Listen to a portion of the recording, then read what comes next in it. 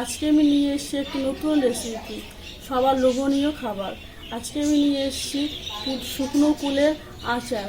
আমি তোমাদের দেখাবো কি করে শুকনো কুলের আচার বানাতে হয়। প্রথমে আমি শুকনো কুলগুলো ভালো করে বেছে নিয়ে ঠান্ডা জলে দিয়ে ধুয়ে নিয়েছি, তারপরে গরম জল দিয়ে ধুয়ে নিয়েছি। নিয়েছি 1.5 কেজি মতন কুল,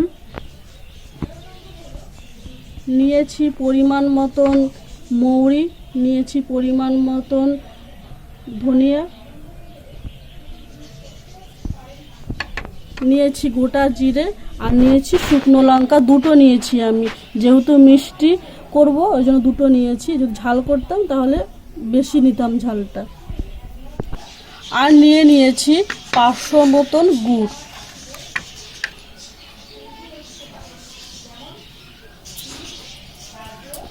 দিয়েছি কড়াইটা গরম হয়ে গেছে। আমি এর মধ্যে দিয়ে দেব গুড়।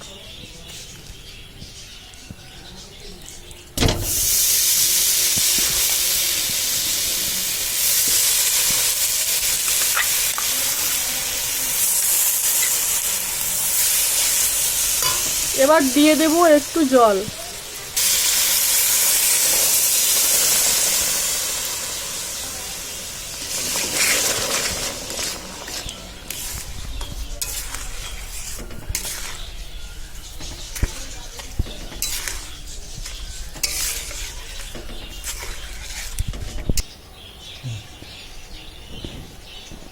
জলের সাথে গুড়টা বেশ মিলিয়ে গেছে,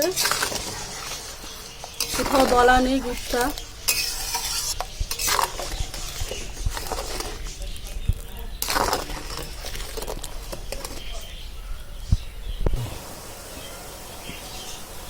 গুড়টা ফুটে গেছে। আমি এবার এর মধ্যে শুকনো কুলটা দিয়ে দেব।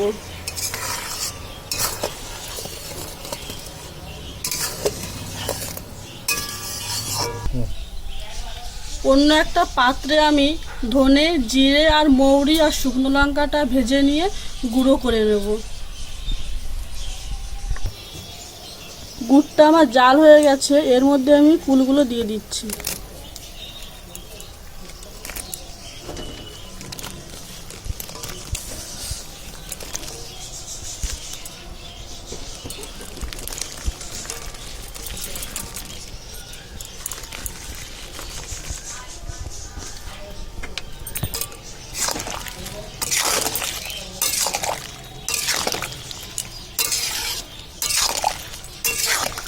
আমি একটু নেড়ে চেড়ে নিচ্ছি যাতে কুলের সাথে গুড়টা সুন্দর করে মিশে যায়।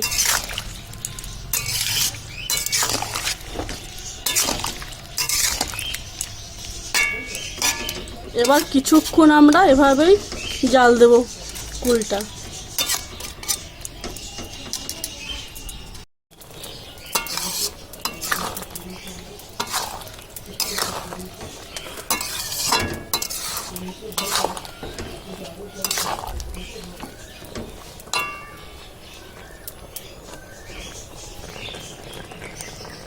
আপনারা দেখছেন বন্ধু, বেশ মাখো মাখো হয়ে গেছে গুড়ের সাথে কুলটা। আরও বেশ কিছুক্ষণ জাল দিতে হবে। আমি ভালো করে নেড়ে চেড়ে নিচ্ছি।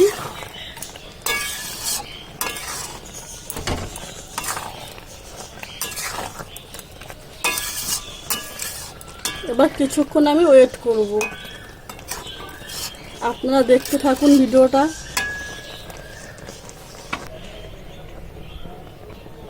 দেখুন প্রায় হয়ে গেছে, আর একটু বাদে আমি নামিয়ে নেব।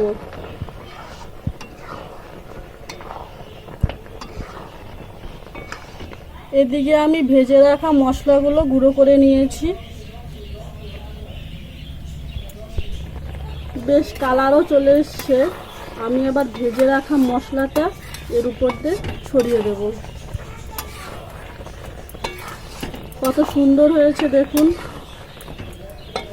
আপনারাও এরকমভাবে চেষ্টা করবেন, দেখবেন খুব সুন্দর হবে।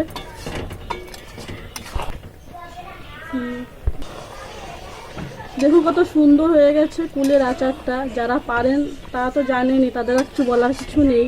আর যারা পারেন না তাদের বলছি এই রেসিপিটা একটু ফলো করবেন, দেখবেন কত টেস্ট লাগবে খেতে। আর এটা আমি বানিয়ে তো ঠান্ডা হয়ে যাবে, তখন আমি বয়েমে ভরে দেব। তারপরে আমি প্রতিদিন বা সপ্তাহে 2 থেকে 3 বার রোদে দেব, তাহলে দেখবেন এটা নষ্ট হবে না, আপনারা বছর ভরে খেতে পারবেন। আমার কুলের আচারটা কমপ্লিট হয়ে গেছে। এবার আমি গুঁড়ো করে যে রেখেছিলাম যে শুকনো মশলাটা, সেটা আমি উপরে ছড়িয়ে দেবো।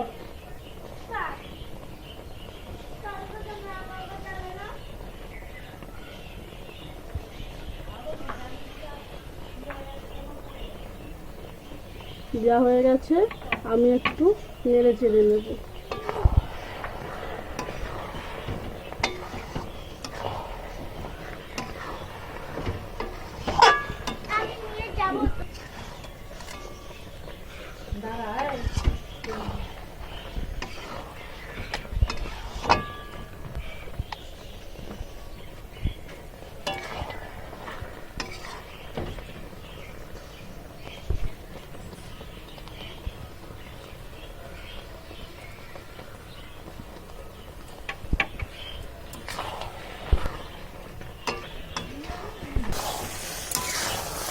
মনে হয়েছিল একটু মশলাটা কম হয়ে গেছে, তাই আমি পরে আবার একটু অ্যাড করলাম।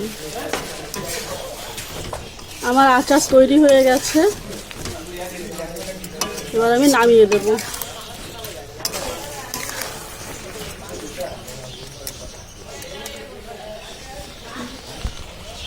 নামানোর আগে স্বাদ মতন একটু লবণ দিয়ে দিচ্ছি, অল্প দিচ্ছি। আমার কাছে বিট লবণ নেই, তাহলে বিট লবণই দিতাম। আপনার যদি বিট লবণ থাকে তাহলে বিট লবণ দিয়ে দেবেন।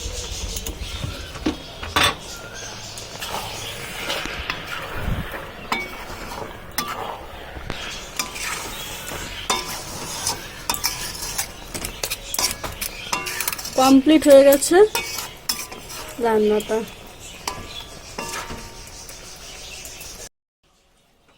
আমি একটি পাত্রে ঢেলে নিচ্ছি আচারটা।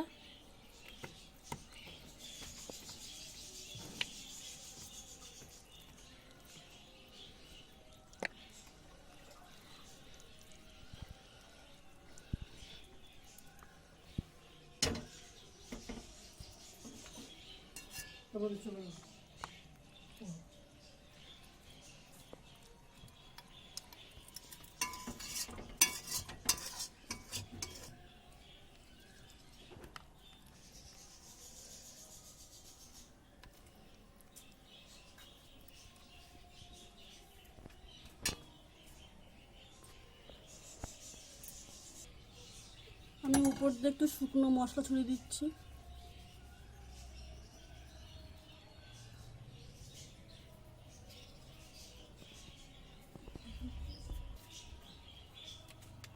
কমপ্লিট হয়ে গেছে রান্নাটা। এবার আমি একটু সুন্দর দেখানোর জন্য একটা শুকনো লঙ্কা দিলাম উপরে।